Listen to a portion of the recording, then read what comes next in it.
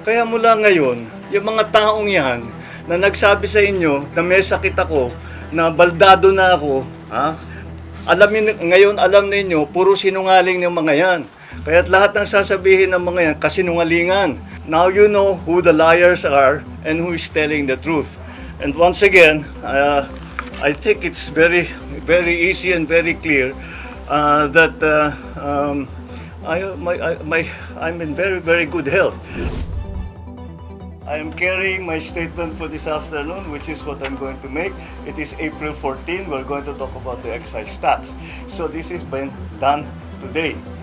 And I challenge anyone who are saying that I am sick, that they come and exercise with me. We will see who is stronger. You come to the gym with me. Tingnan natin kung sino mas malakas magbuhat ng weight. Pero alam mo, gusto ko nga sabihin, ang mga kababayan naman natin, ngayon, tiniyak ko na makita ninyo na hindi totoo yung mga sinasabi nila, na kasinungalingan yan. Kaya mula ngayon, yung mga taong yan na nagsabi sa inyo na may sakit ako, na baldado na ako, ha? Alam ninyo, puro sinungaling ng mga yan. Kaya't lahat ng sasabihin ng mga yan, kasinungalingan. Kaya't huwag nyo nang paniwalaan kung sino man yung mga yun. Now you know who the liars are and who is telling the truth. And once again, I think it's very, very easy and very clear that I'm in very, very good health. I just had my numbers are, I just had my regular blood test kasi nagpapaano ako ng vitamins and everything.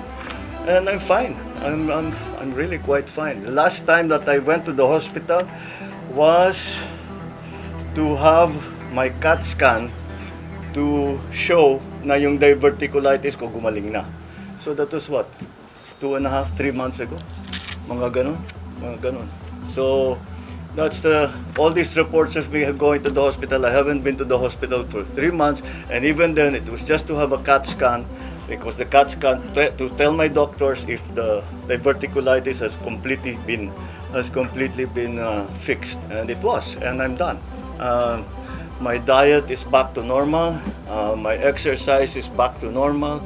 I still exercise 3-4 times a week. I'm watching my food better than before. But so people. I'm sorry. Maintenance medicine for no. I have two.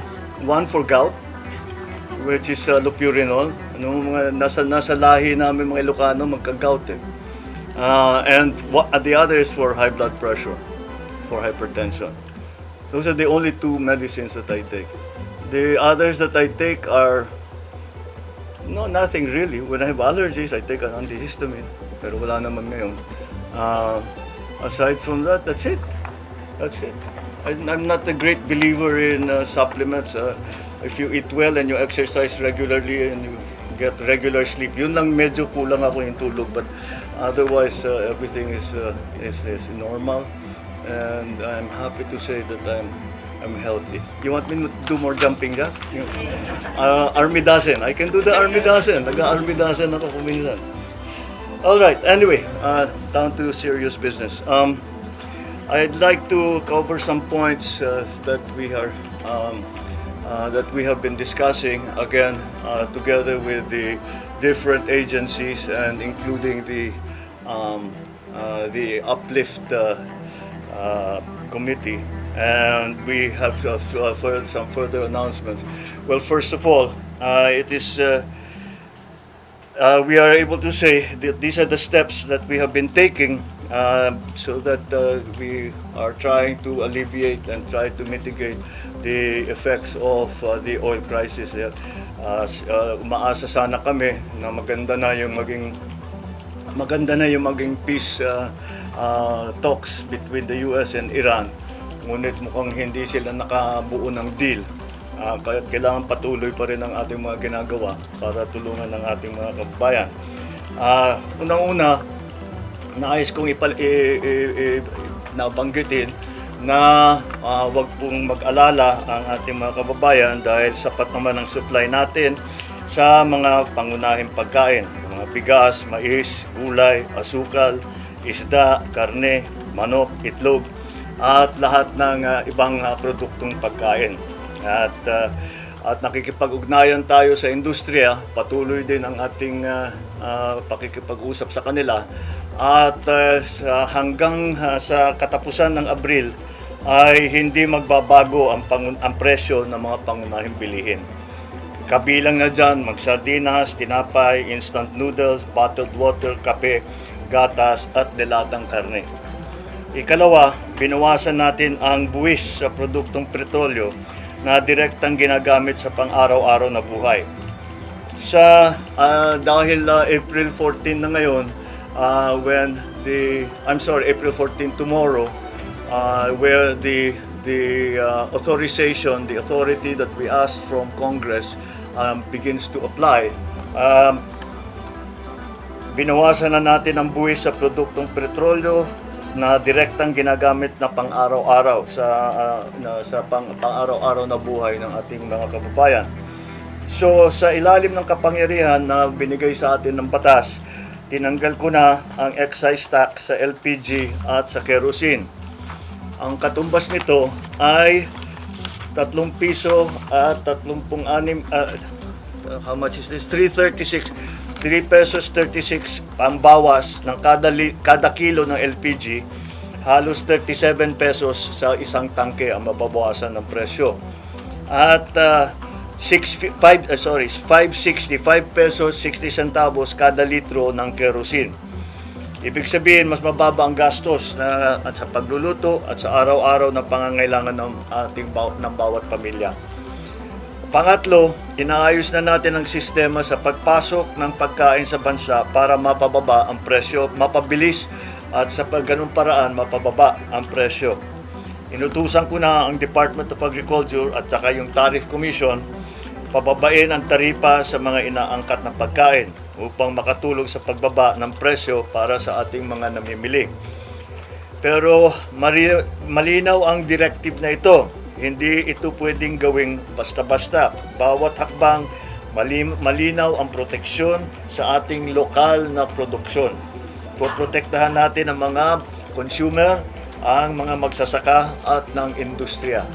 Yan ang ating hinahanap na balanse dahil everything, as you know, the economy is a complicated system. Kaya kung may gagawin ka sa isang bahagi, may epekto yun sa kabilang bahagi. Kasabay nito, pabibilisin na rin ang pagproseso ng mga permit tulad ng SPSIC, Certificate of Necessity to Import, para mas mabilis makapasok ang kinakailangang pagkain at mas mababa ang magiging halaga. Inalis na rin ang toll fee sa mga fish port upang hindi na ito makadagdag sa presyo ng ating mga pagkain. Nakikita natin na may mga magsasaka na napipilitang itapon ang kanilang ani dahil sa overproduction sa sobrang baba ng presyo ng bili. Hindi natin ito papabayaan magpatuloy. Kaya bibilhin na muna ng Department of Agriculture ang sobrang produksyon. Makikipagtulungan din tayo sa mga local government para bilhin din ang mga gamit na ito at magamit din nila para ipamigay nila sa tao. Ang pamahalaan ang sasalo nito para hindi masayang ang ani, hindi malugi ang ating mga magsasaka at mapapakinabangan naman ng ating mga namimili. At para sa mas maraming makinabang, papalawakin pa natin ang bentang bigas program. Dadamihan ang tindahan, habaan ng oras ng pagbenta, lalo na para sa ating mga senior citizen, para sa ating PWD at siyempre mga single parent. Pangapat, ibababa din natin ang gasto sa pagdaan ng pagkain mula sa pantalan hanggang sa merkado. Sa Cebu Ports Authority, sa Subic Bay, binawasan o sinuspindi ang iba't ibang binabayad na mga fees at para ito ay maramdaman ng tao at kahit tumataas ang ibang produkto ay hindi natin masyadong hindi masyadong mabilis ang pagtaas o at least matigil natin ang pagtaas. So, mababawasan ang gasto mula sa anchorage, sa berthing fee, cargo handling and storage fees para hindi na ito madagdag sa presyo ng pagkain. Ang Philippine Ports Authority ay ibinaba sa piso ang RoRo terminal fee para sa mga sasakyang nagdadala ng agricultural products. Dahil layunin natin na panatilihing sapat ang supply, pigilan ang pagtaas ng presyo at tiyakin tuloy-tuloy ang hanap buhay ng ating mga kababayan. Hindi tayo titigil hanggang maramdaman ninyo ang tunay na ginhawa sa inyong pang-araw-araw na buhay. Maraming salamat sa inyong pagtitiwala. At bukas, we will have another uplift meeting again to discuss what are the other strategies that we can employ to keep prices down, to make sure, first of all, what we will do tomorrow is to make sure, first of all, that the supply both of oil and of food products and all the other raw materials that we need to continue the running of the economy is going to be normalized.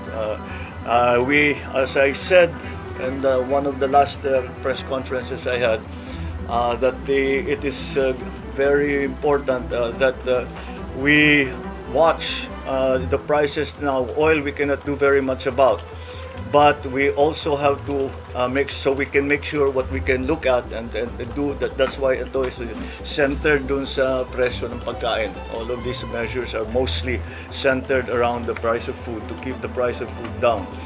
The supply of food as well is also something that we think we can assure the public of, that maganda naman ang takbo so far ng ating sa agrikultura.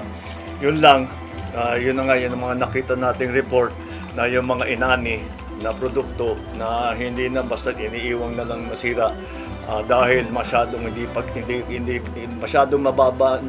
masyadong mababa na ang profit, halos walang kikitain. Kaya since walang kikitain, dahil tumaas yung presyo ng lahat at ganun pa rin ang presyo ng pagbenta, ay iiwasan natin yon. Kaya naman para yung mga farmer natin, yung mga producers natin, ay meron din silang kikitain. Market worth, kailangan para tuloy-tuloy ang kanilang pag-ani, tuloy-tuloy ang kanilang pagtanim. Dahil yun na nga, yung ina-assure natin yung supply ng pagkain. Supply at saka presyo. It is the balance that we are trying to achieve because simple lang naman ito. Kapag it's the same as kagaya ng nakita ninyo sa langis.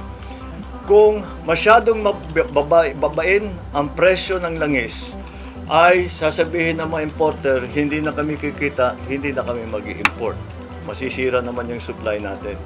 Okay? It's the same thing. Yung mga farmers, sinasabi nila masyadong mataas na ang binabayad namin doon sa transportation cost, sa lahat ng mga iba't ibang cost, at mababa pa rin ang presyo ng pagkain ng kanilang ani. So hindi na sila kikita, kaya hindi na binababa. Hindi na dumadating sa merkado yung kanilang produkto. Kaya aayusin natin yan. We will continue to support the farmers, but we will also keep the prices down. The gap that we have to close will be closed by government. It will be government funds that we will have to use. We will have to take funds from other projects, other programs to make sure that is something that we have attended to. All right, so that's basically the announcement for today. I know that people have been asking about what we are going to do about the excise tax. I hope I have provided the answer for you today, and that will be again a point of discussion for us tomorrow at the uplift meeting. And that's it for now. Thank you. Sir, how about the VAT How on about- products? Will it be discussed din sa uplift meeting? Yung sa VAT, there are calls to suspend the VAT.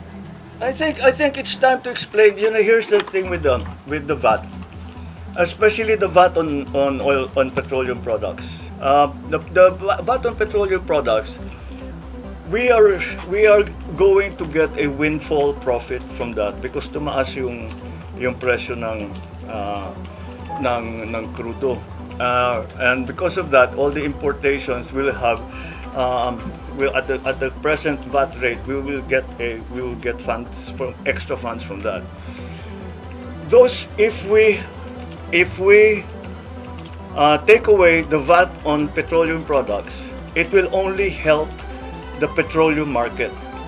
What we need is funding to help the entire society. Hindi pwedeng yun lang, titignan lang natin is the petroleum. Kasi sinasabi ng mga tao, bakit puro transport workers lang ang tinutulungan nyo? Paano kami? Bakit the other? We also have to take care of the other sectors. So with the additional funding that we will get from the VAT collections, yun ang gagamitin ngayon natin to provide. That fund will not exist if we remove the VAT on petroleum products alone. So that's the reasoning behind. We will still examine it. You know, like I keep telling you, there's nothing that we are not looking at as a possible option. We are looking at all the options. If the time comes that it really calls for the time will come that VAT should be brought down for whatever products, then we will certainly study it very well. Right now, the balance, the cost-benefit analysis between the VAT collections and the benefit to people, to ordinary people, still favors that we collect VAT and we use the extra funds to provide subsidies, to provide cash benefits, to provide all of those subsidies that we have been able now to provide, that we have to provide now, so people to normalize people's lives. Yeah. Sir, bakit po hindi nakasama yung diesel and yung gasolina doon sa oil? That's to be discussed tomorrow. Thank you, sir. All right, thank you. Thank you, sir.